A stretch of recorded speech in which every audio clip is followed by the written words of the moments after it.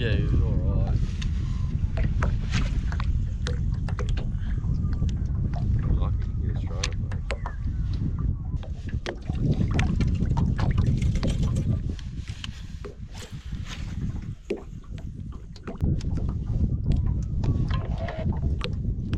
Very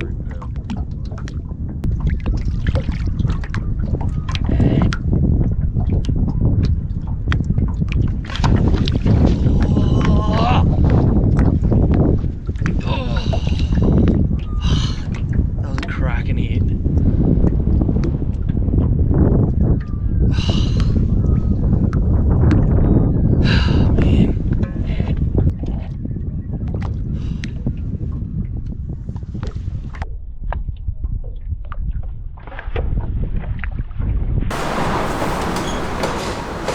G'day guys, quick video today.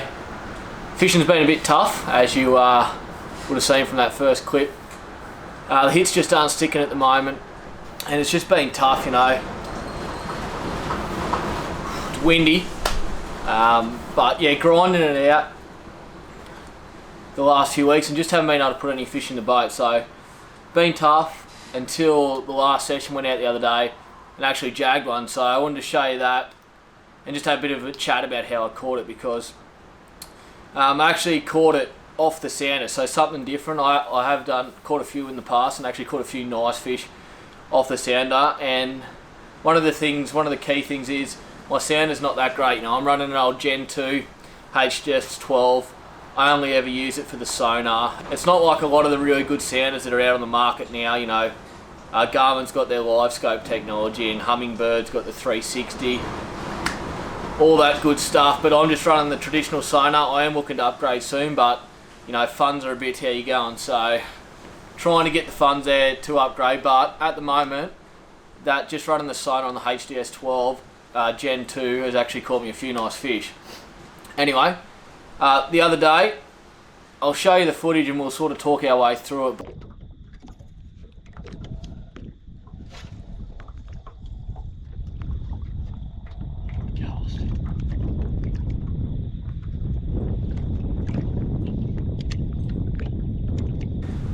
It's sort of 5 o'clock in the arvo, just throwing spinner baits around some timber, and actually you'll see me get snagged, and I was just about to go on the electric motor over and get that snag, but I just quickly looked down at the sounder and saw there was a nice fish sitting at about 8 metres right under the boat. Now, we're sitting in 10 metres and that fish was about 2 metres off the bottom.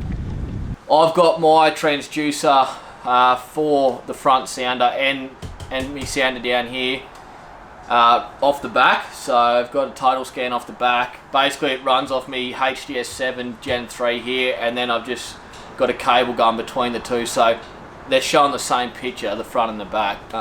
It's not ideal, but it gets the job done for what I'm doing at the moment. Anyway, saw him at the back, so I quickly put that rod that I was snagged down and grabbed another rod that I had just sitting here. Now, it just happened to be a duckfin shad with a chatterblade on it.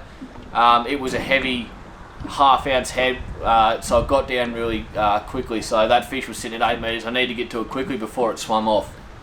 Quickly grabbed that. I had the drag loose as, nothing ready to go. But anyway, dropped it down, and just as I see my lure going down on the sonar beam, the fish started to swim away, and I thought I'd missed him. But I ran down to the back of the boat, so I could just get it perfectly on that beam coming out from the transducer, and just started tapping the rod butt. Now it's an effective technique. Tapping that rod butt is a really effective technique for yellow belly, but starting to put some runs on the board for cod fishing. There's been a few fish lately that we've caught by doing that. I know Robbo got a 112 a couple of months back doing that with a spinnerbait, and then I've got this fish today doing that. A couple of days ago doing that. So as I'm tapping the rod butt, I was seeing it I was actually moved down to the back and saw it on this sounder, my HDS 7, and I was just watching that, just tapping, and all of a sudden you've seen that big orange blob, which was the cod coming back under the transducer and getting close to me bait, and then that's when I was like, oh, here we go. A few more rod taps, whack. Cod's grabbed it and straight into him. fish. I was just watching him. He's good.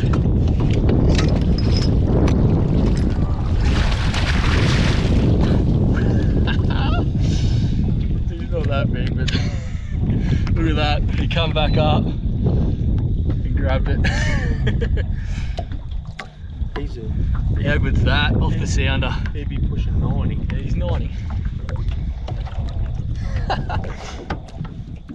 There we go.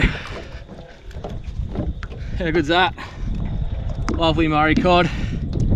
Seen him on the sounder, quickly dropped a duckfin shade to him and just tapped the rod button. He smoked it.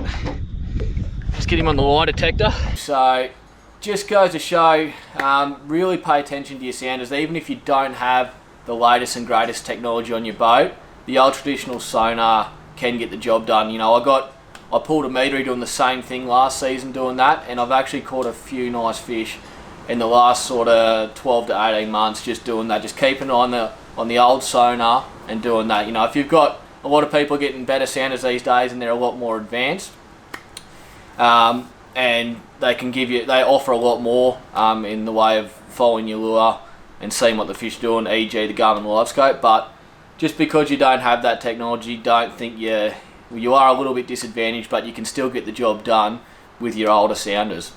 Now, that fish it was just under 90 centimetres, so not a world record breaking fish by any means, but still a nice Murray Cod. It's good to get a fish of that size in the boat. I haven't caught one that size for a few months, so it has been tough, you know, not catching anything, and then when I am catching them sort of 60, 70, up to 80 centimetres, so just haven't been finding those big fish. But yeah, the thing is, if I didn't look down at that sonar, I would have just picked up the electric and headed off to get my spinnerbait off, and I wouldn't have caught that fish. So lesson of the day: always keep an eye on that sonar screen. You might pick one up doing it. Cheers for watching.